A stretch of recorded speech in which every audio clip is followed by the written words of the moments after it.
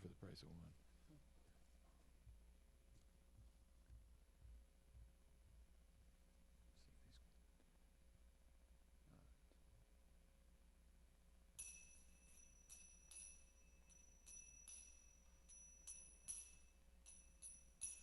Jaya Radha Madhava Kunja Bihari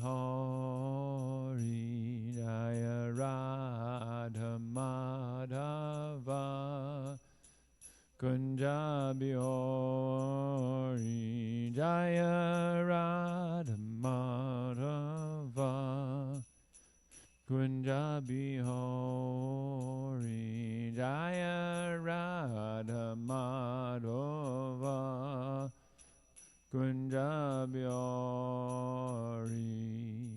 Gopi Jana Vallabha Giri Varadari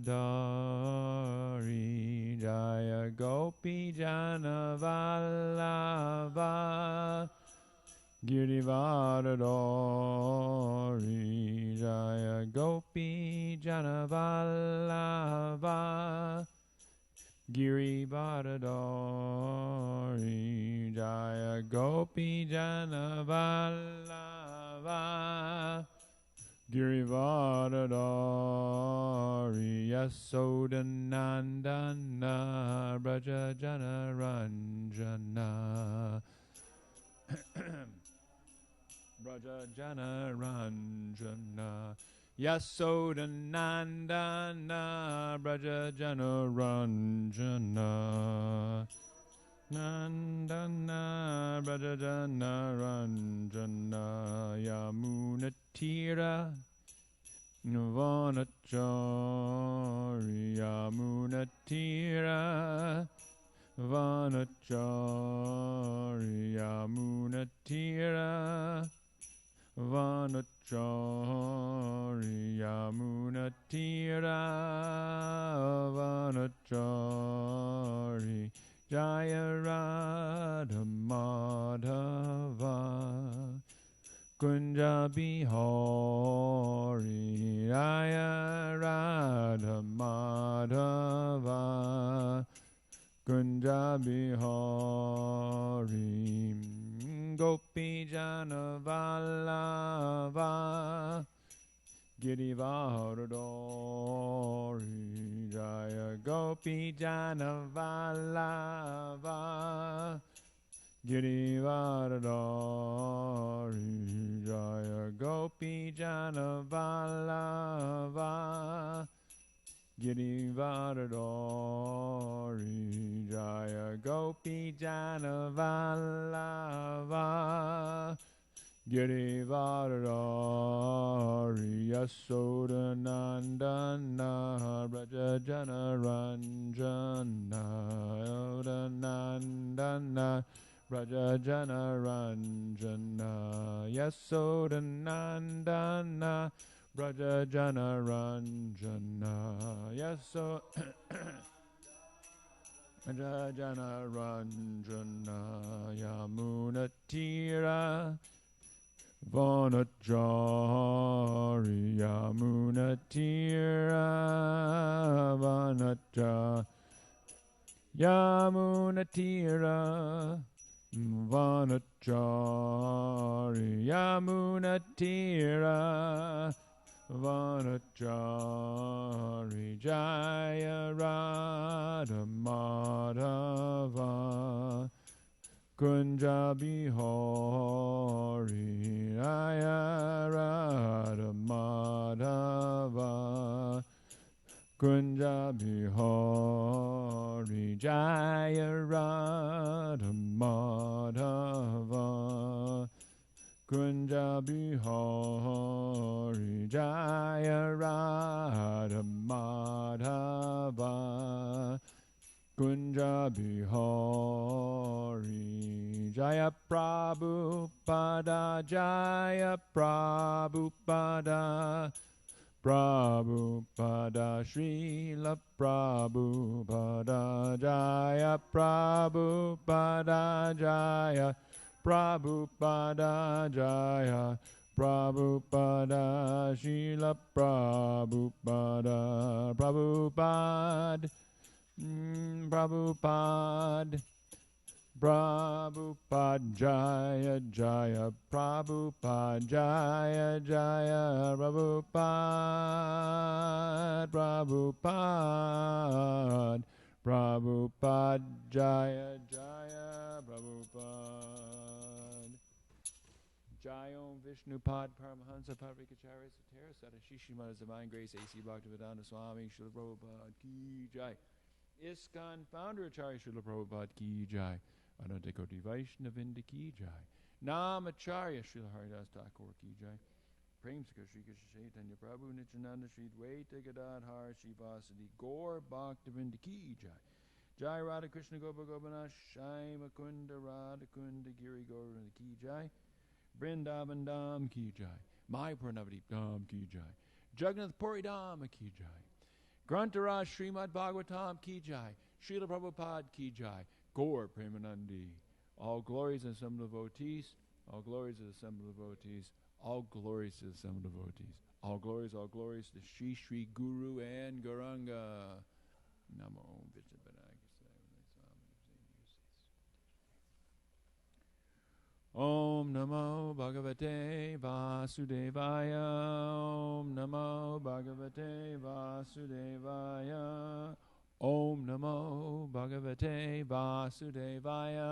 Om Namo Bhagavate Vasudevaya. Om Namo Bhagavate Vasudevaya. Om Namo Bhagavate Vasudevaya. Srimad Bhagavatam Canto 10, Chapter 16, verse number 54. This is the chapter about the chastisement of and deliverance of the Kaliya Nag. We have just finished the prayers of his wives and Nagapatnis, and we're in a transitional stage here before we hear Kaliya's prayers. Yes.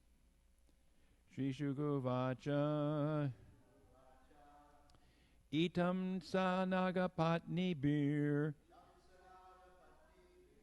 Bhagavan samabhushtitaha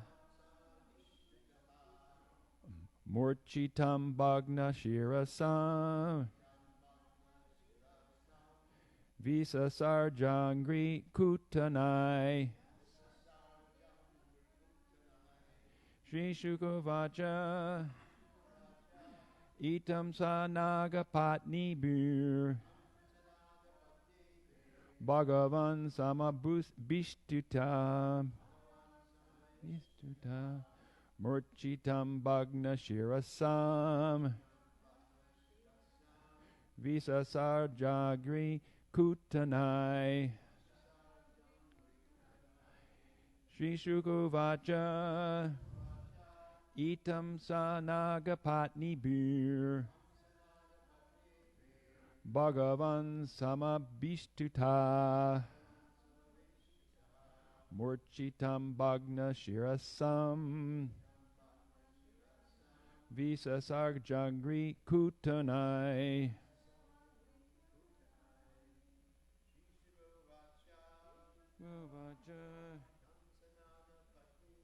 Itam sanaga patni vir Samavan samabhishtuta Chitam bhagna shirasam Visa sangri bhukutanai. Shri Shukuvacha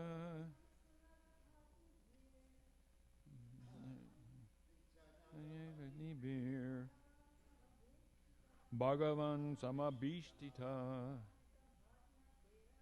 Murchitam bhagna shirasam Sasasan kanvi muchinai. Shri Shukuvacha Itam sagni patni bir Bhagavan samabhishtita Murchita bhagna shirasam Vitar sangri kutanai. Shri Shukuvacha. Shri Shukadev Goswami said, Itam, in this way, Saha, he, Lord Krishna, Nagapatnibihi, by the wise of Kaliya, Bhagavan, the Supreme Personality of Godhead, Samabhishtuta, fully praised, Murchitam, who was unconscious, Bhagnashirasam, his head's crushed, Visa Sarja, he let go, Angrikutanahai, by the striking of his feet. Translation and purport by Srila Prabhupada's disciples. Shukadev Goswami said, thus praised by the Nagapatnis, the Supreme Personality of Godhead released the serpent Kaliya, who had fallen unconscious, his head's battered by the striking of the Lord's lotus feet. Please repeat. Shukadev Goswami said, thus praised by the Nagapatnis, the Supreme Personality of Godhead released the serpent Kaliya, who had fallen unconscious, his head's battered by the striking of the Lord's lotus feet. Purport. According to Srila Vishwanath Chakravarti Thakur, Lord Krishna, upon reaching his decision, immediately jumped down from Kaliya's hoods and stood before the serpent and his wives. We should remember that when Lord Krishna executed these pastimes, he was just a young village boy in Vrindavan. Om Jnana Timirandasya Gyananganan Shalakaya Chakshu Umilitan Gena Tasmai Shri Gurave Namaha Shri Chaitanya Manobhistam Stapitam Yena Bhutale Svayam Rupa Kadamayam Tadati Swapadantikam Nama Om Vishnu Padaya Krishna Pasaya Bhutale Srimati Bhaktivedanta Swamini Tanamani Namaste Saraswati Devi Gauravani Bacharani Nirvasesa Shunyavadi Prachachadesh Charni Jai Shri Krishna Chaitanya Prabhu Nityananda Shri Dvaita Gadadhar Shivasati Gaur Bhaktivinda Hare Krishna Krishna Krishna Hare Hare Hare Rama Rama Rama Hare Hare. So we have to remember that Krishna has just delivered Kaliyanag, and not as God, but as a kid. He's just a boy. And no one there is thinking, oh, this is God dancing on the heads of Kaliyanag. They're thinking, oh, my God, what is he doing? He's so beautiful. He's just done an amazing dance. Like people pay money to see this river dance, where people tap dance and they can tap their shoes like 160 times a second or something like that. Well, Lord Krishna has just done this. This boy has just done this really great dance, dancing on the heads of Kaliya and just, kicking him and banging him. But it's been beautiful. It's like a ballet. But it's more beautiful because it's Krishna. So this beautiful pageant of dance going on, and now these prayers going on, and no one is thinking. This is just another wonderful day. It's a beautiful day in the neighborhood, as they say. It's a beautiful day in Vrindavan. Another wonderful miracle happening. And Vishwanath Chakravarti Thakur is reminding us of that. But another tika which I've read, which is from Sanatana Goswami, is very, very appropriate for this verse, because this verse is, in a way, a transition. In fact, it's directly a transition. And we're seeing here, most of the time in the Bhagavatam, well, all the time in the Bhagavatam, it's someone telling a story about something. And a lot of the time what happens is that the narrator, he's drifted into the background. Well, here the narrator, again, Shukadeva Goswami, comes out and says, okay, here we are switching gears. And Sanatana Goswami has a very beautiful short purport here about this verse.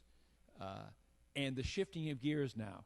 We're wrapping up the Nagapatni's prayers, and we're getting ready to hear from Kaliya Nag.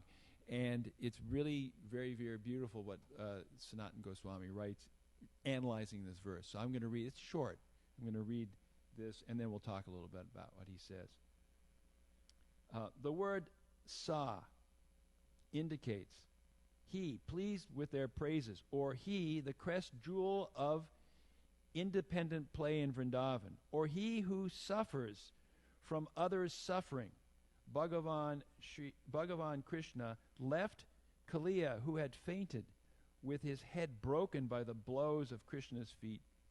Though there were reasons to release him, the description of the snake in this verse shows that he had given up his evil nature completely, or the description is given to show a reason for special mercy later. There is another meaning. Being absorbed in blissful dancing, the Lord broke Kaliya's heads, or people show their bad nature through their heads. Having a broken head means he had his bad nature removed. Murchitam means that this condition was solidified, or he fainted, murchitam, because of bliss. Because of his merciful nature and their suffering, Krishna was pleased with the wives' prayers. Appearing in this world to give special prem, he responds with similar bhav to them, since generally he shows special mercy to women. This is made clear from the prayers offered by women in the first canto. It is said in this verse that he was thoroughly praised by them in, and then it breaks off, by them in all. So the interesting thing is here is when we hear this first paragraph, talks about Saha, it refers to Krishna. And this description talks about special mercy. And if we go back and see what the wives of this serpent say back in verse 34, there's a number of verses here. They're really saying, what's going on here? How is it possible that this? He's a bad guy. He's a snake. He's poisonous. He's venomous. I mean, they've stayed with him because they're Vedic wives. And this is the culture, but this is not a person who's at all to be admired, and really, in some ways, we see this in so many places in the Bhagavatam. A person of really bad qualities is getting mercy because the Lord is giving mercy to everyone. I mean, look at Ajamil. I mean, Ajamil, by any stretch of the imagination, was a really terrible person, but because he chanted Krishna's name, Namabas, without offense, just at the end of his life, the Yamadutas had to be restrained because they couldn't take it. They thought they should take him, but he was already purified. So here it's described here about the Nagapatni say, what you have done. This is verse number 34 of this chapter. What you have done here is actually mercy for us, since the punishment you give to the wicked certainly drives away all their contamination. Indeed, because this conditioned soul, our husband, is so sinful that he has assumed the body of a serpent, your anger toward him is obviously to be understood as your mercy. Did our husband carefully perform austerities in a previous life, with his mind free of pride and full of respect for others? Or is that why you are pleased with him? Is that why you are pleased with him? Or did he, in some previous existence, carefully execute religious duties with compassion for all living beings? And is that why you, the life of all living beings, are now satisfied with him? I mean, they're trying to figure out a reason why it is that this snake can be so fortunate. Oh Lord, we do not know how the serpent Kaliya has attained this great opportunity of being touched by the dust of your lotus feet. For this end, the goddess of fortune performed austerities for centuries, giving up all other desires and taking austere vows. O Lord, although this Kaliya, the king of the serpents, has taken birth in the mode of ignorance and is controlled by anger, he has achieved that which is difficult for others to achieve. Embodied souls who are full of desires and are thus wandering in the cycle of birth and death can have all benedictions manifested before their eyes simply by receiving the dust of your lotus feet. So how did he get the dust? He got the dust because Krishna just gives mercy. And actually, as it's stated in the verse here, verse number 54 again, if we look at the verse, the word used here,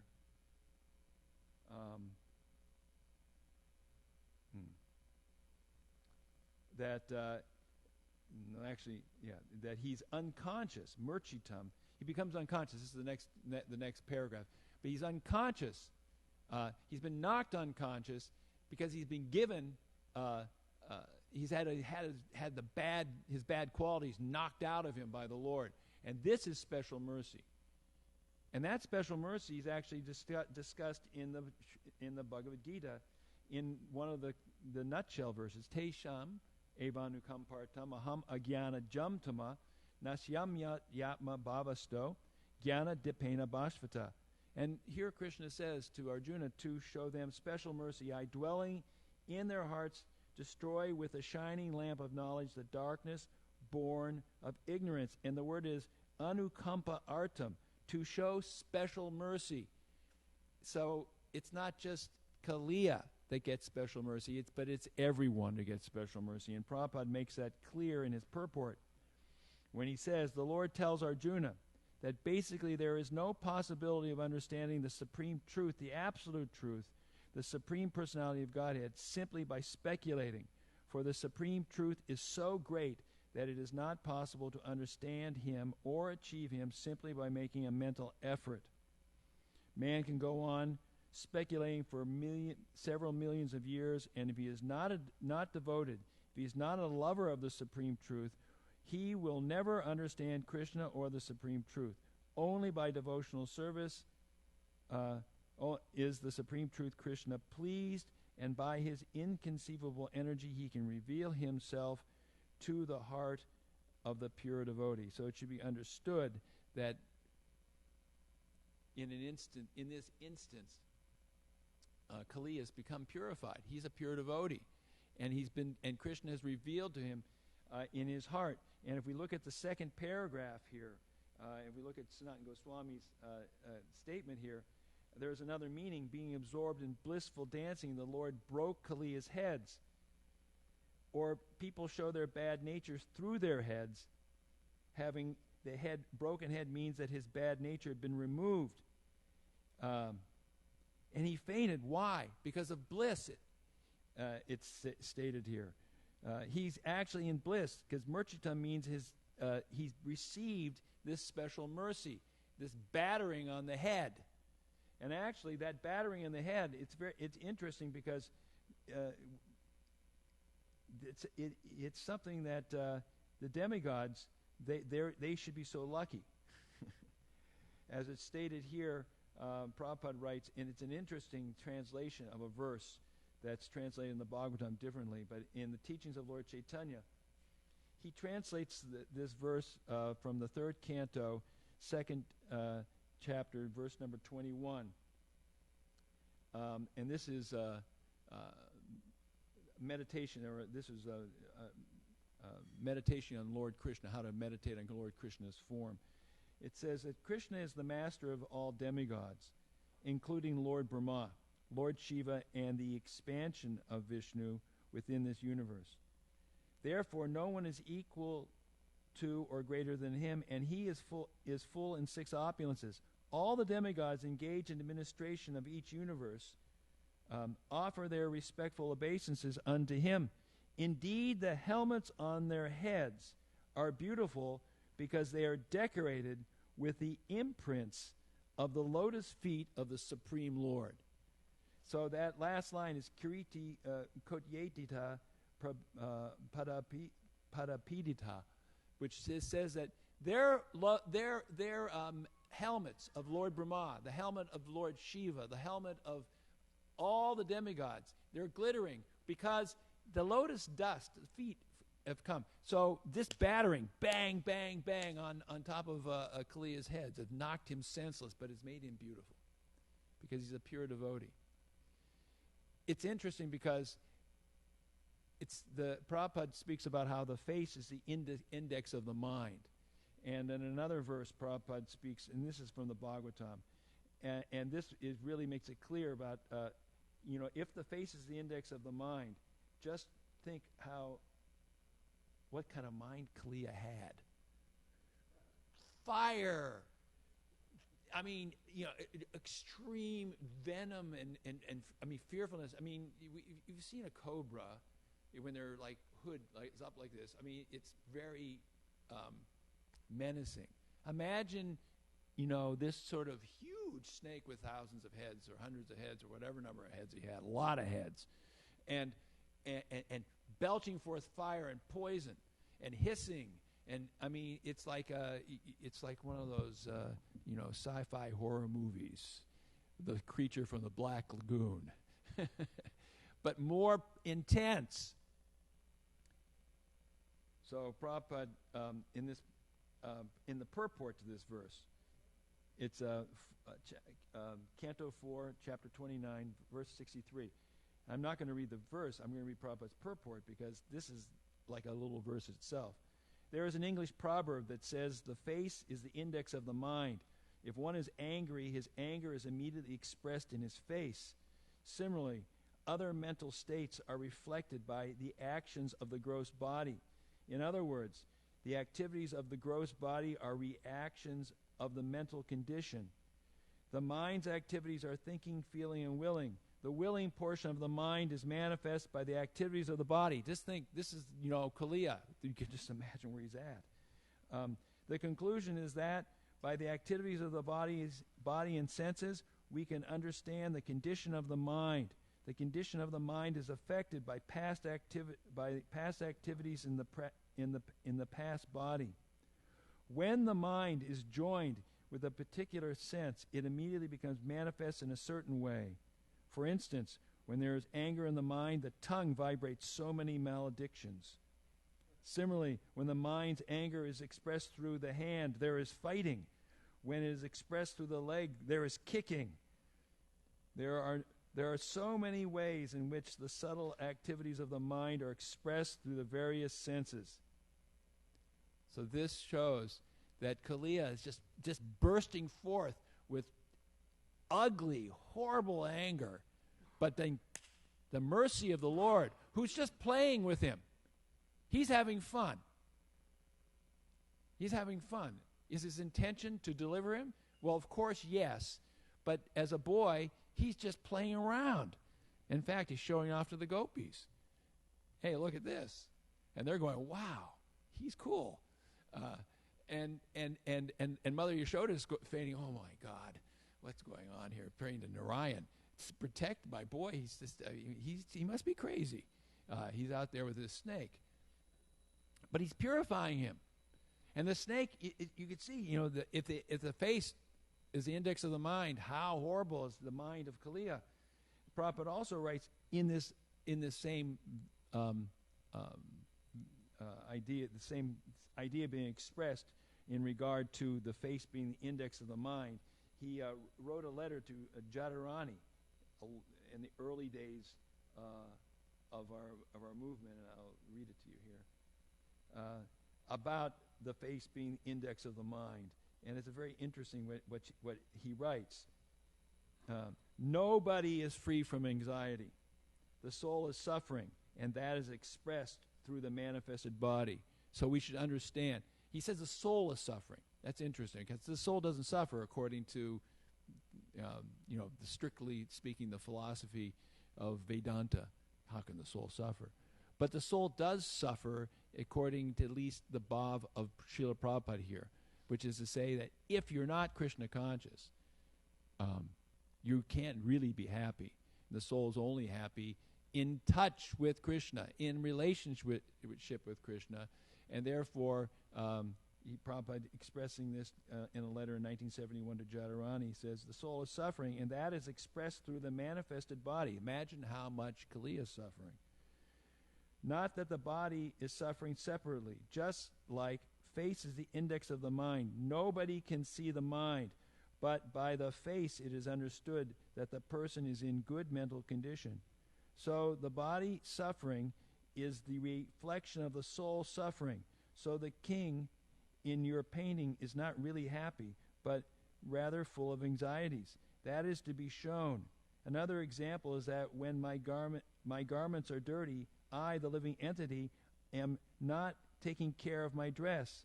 So from my dress, it appears how I am taking care.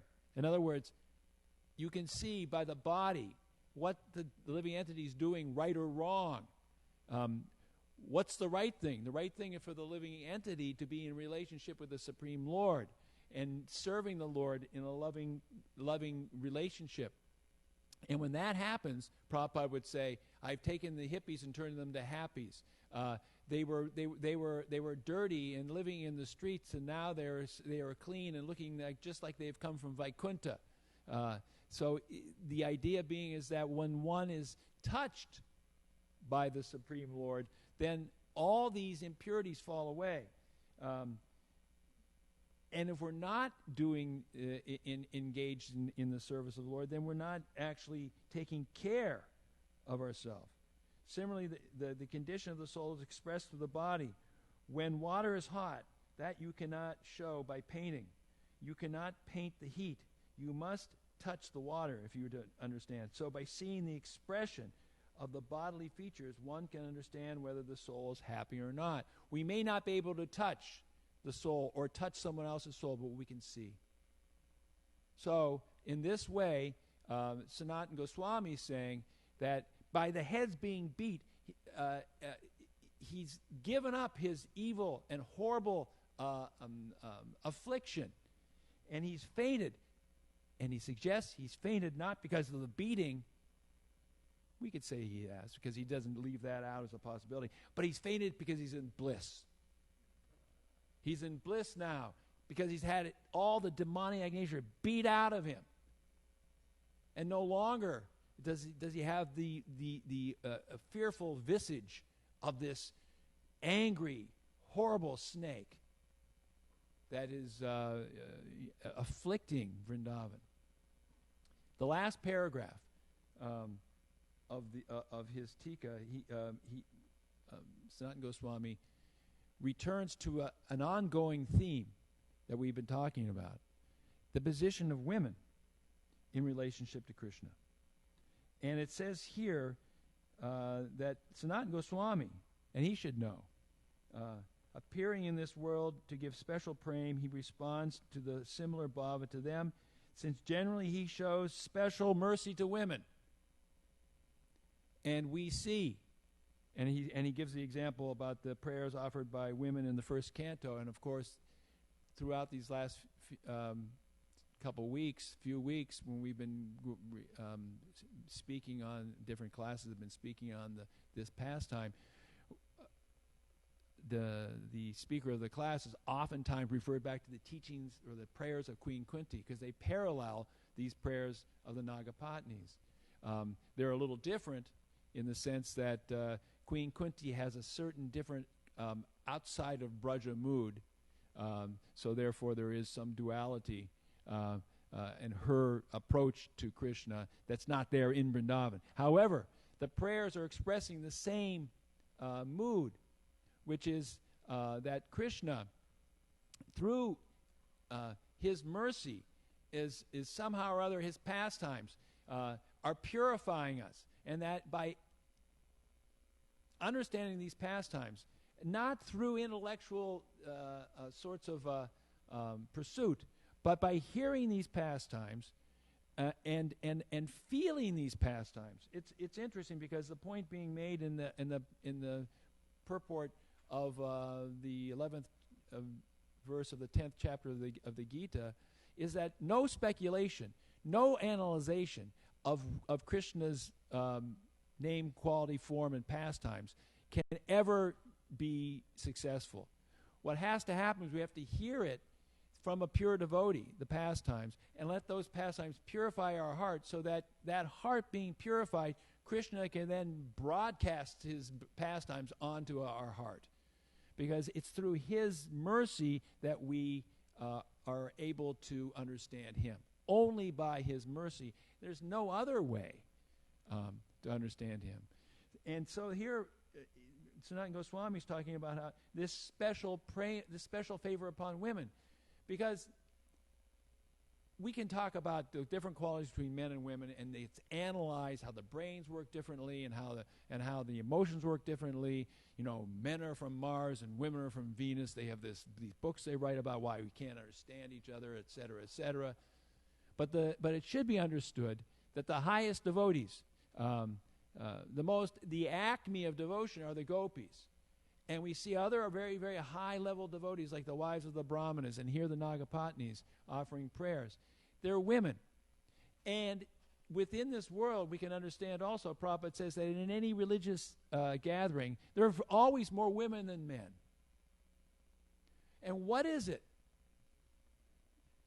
I think maybe it's equal here, but yeah. But when you come here on the Sunday feast, there's a corner over there, and then the rest of the place is women. And the point being is that men have a tendency to have to control, because that's the nature. The Kshatriya is a controller. The leader. There's this explosive sort of like, I've got to be fixing it, breaking it, making it, whatever. It's a kind of a dominance. And that part of that dominance is I'm going to figure this out. So therefore, when the pastimes of the Lord come, instead of letting them go to the heart, they have to go through the brain to be deciphered, just to make sure they're okay. No, I'm not being cheated here. I'm going to try to, and that is a problem, because while the man is trying to figure out if it's okay, the woman's becoming purified and dancing in bliss. Now, once the man, give the men some credit here, can approve of this and get it, then they may become dancing in bliss and be very analytical and be really powerful preacher, and that may be the man's strength.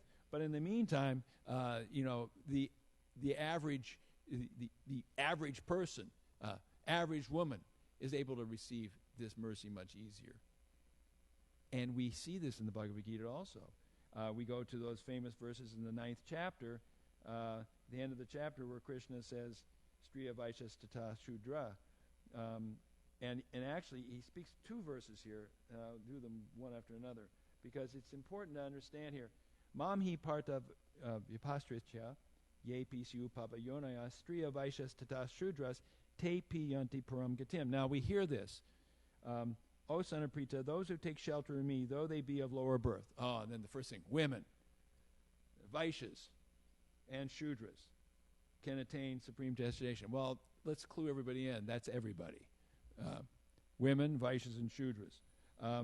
Kalo Sudra Sambhava were all born Shudra. And in this world, what do we see mostly? People out there trying to start businesses, make money. Or people working for people trying to start businesses and make money. So those are all the Vaishyas and Shudras. That's everybody, practically speaking. And what people who are so-called Kshatriyas, leaders in our world today, are mostly Shudras and Vaishyas. And Prabhupada talked about this. He talks about how the capitalists are the Vaishyas and the communists are the Shudras, and they're fighting all the time. Where are the real leaders are the next verse. Kim punar brahmana punya bhakta rajasayas tata anitya asukam lokam imam prapya bhavashimam. How much more this is so of the righteous brahmanas, the devotees, and the saintly kings. So, if we analyze the Bhagavatam, we see the stories are about kings and sages. There's very few stories, less stories, about people of lower birth. It's all sages and kings, because these were the most qualified people in the Vedic times. And therefore, it's naturally stated here, Krishna is saying, actually, Arjuna, you're of this Kshatriya group, and there's the Brahmana group. This is the most qualified group. But don't think you're the only ones, and there's none of them today. Really, there's no real Brahmanas today. I mean, Prabhupada's trying to help us become Brahminical. But there's no... Today, it's just Shudras, Vaishyas, and of course, women are put there because women were not considered, I guess, in the time where you could see this way, part of the act of Varnashram, in the sense that, the men did this, the men did that, because this is the Vedic culture. But look at how many great devotees are. Queen Kunti. You've got Draupadi. You have Devaki and of course Mother Yashoda. We cannot stress enough that many of the highest devotees, they're in women's bodies. So Sanatana Goswami wants to make that very clear. So when we get into these other kind of arguments about gurus, this and that, this is all social. It's all social, and it's tacked on. It's not Vedic. Vedic is Vrindavan. And in Vrindavan, it's the gopis. And if we can't see that, then we've missed the point of what Prabhupada's preaching. He's preaching that we should become lovers of Krishna, and we should hold the gopis and Srimati Radharani as the acme of love of Krishna. And in that way, we strive to become good servants of our Guru and learn how to offer our services to the Supreme Personality of Godhead through Gurudev. Okay. Maybe a minute or two. Maharaj wants to say something.